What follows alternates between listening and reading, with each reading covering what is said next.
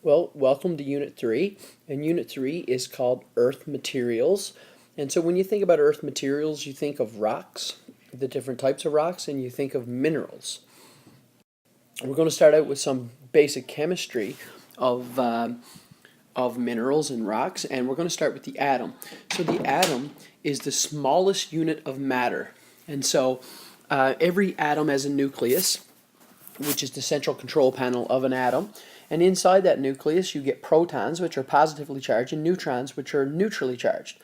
Outside the nucleus, you get electrons that are negatively charged particles, and you find them in energy levels or shells or orbits in particular order. So, for example, the first orbit surrounding a nucleus can only have 2 electrons, then 8, then 8, and then 18. And that's sufficient to know for this particular course. So here we are looking at a lithium atom, and I know it's a lithium atom because if you look inside the nucleus right here, there's 3 protons. So lithium has an atomic number of 3, and the atomic number is equal to the number of protons. You can also notice that there's 3 neutrons inside the nucleus, and you can also notice that the lithium atom has 3 electrons. So the first orbit, which is this one, can only take 2, so we have 2, and also there's 1 left over, so the outside one only gets 1. Now that outside orbit could take 8 electrons, but in this particular case there's only 1 for it to take. So in Science 1206 you were required to be able to draw Bohr diagrams. So to draw Bohr diagrams, you need to be able to look at the periodic table for the particular element, and you need to be able to identify the atomic number and the mass number. Once you know the atomic number, you know the number of protons and the number of electrons. Once you know the mass number, you can simply subtract the number of protons from the mass number, and that will leave you with the number of neutrons.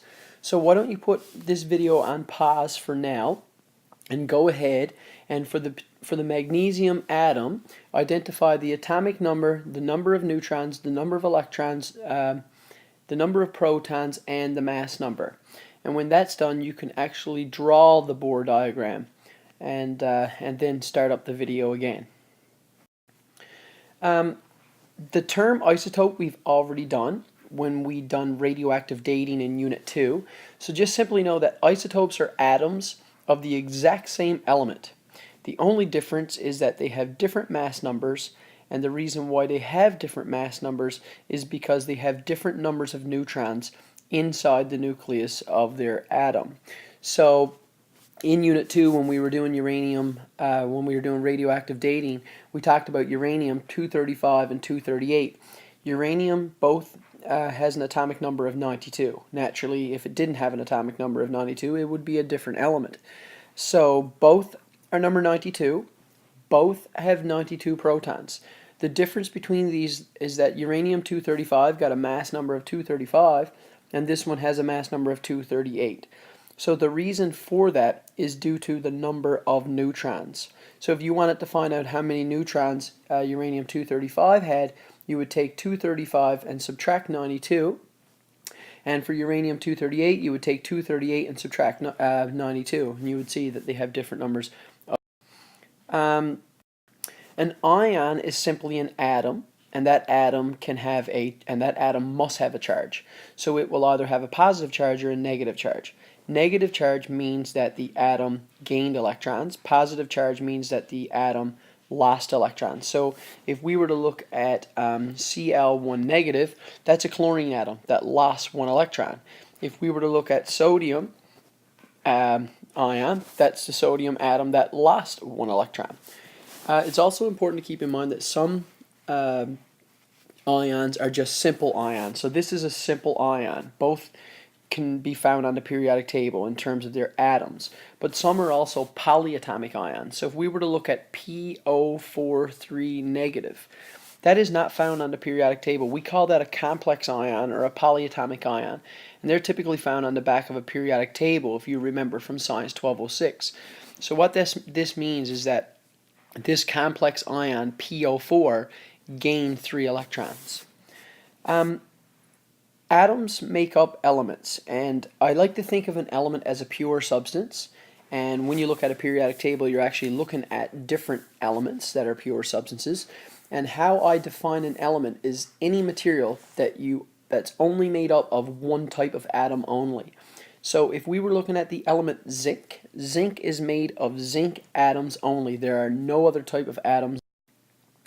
So now I would like for you to stop this video and to see if you can draw the Bohr diagram for a magnesium ion and also do it for a sulfide ion. So note that magnesium is Mg, the magnesium ion has a charge of 2+.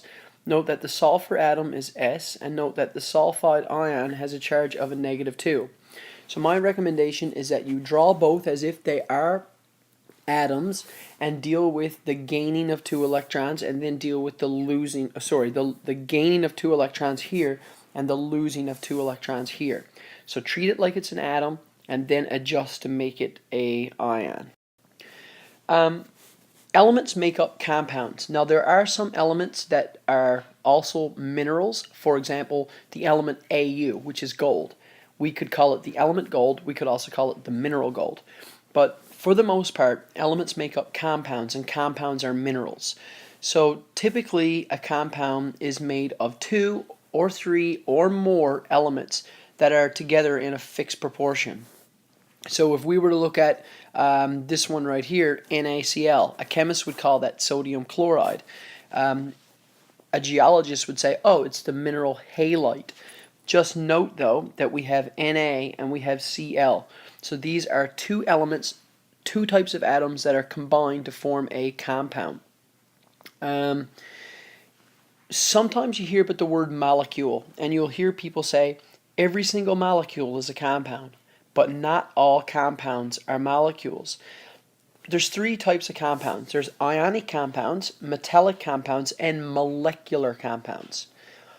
All molecular compounds are molecules, and how we define molecular compounds in Science 1206 is we say that molecular compounds are made of all nonmetals. So if we were to look at H2O, which is a molecule of water, hydrogen is a nonmetal, oxygen is a nonmetal. So we have 2 nonmetals, so this is a molecular compound, therefore it's also a molecule. So the 3 types of compounds are ionic compounds, which is a metal and a nonmetal, molecular compounds, which is a nonmetal and a nonmetal, and metallic compounds, which is a metal and a metal. So there may be a multiple choice on the public exam or on the unit test where you could be given different formulas and asked, for example, which is an example of an ionic compound? And you could have 3 molecular compounds and 1 ionic. So just know the rule for how you identify the 3 different types of compounds is simply a review from Science 12. What you're looking at here in this particular diagram is we had a Bohr diagram for sodium and we had a Bohr diagram for chlorine, 2 different atoms. Now those 2 atoms are going to combine, those 2 elements, to form a compound called sodium chloride, which in the world of geology we call halite. So right here you're looking at a 3-dimensional model of a halite crystal. It just happens to be cubic with 3 directions of cleavage that meet at 90 degrees.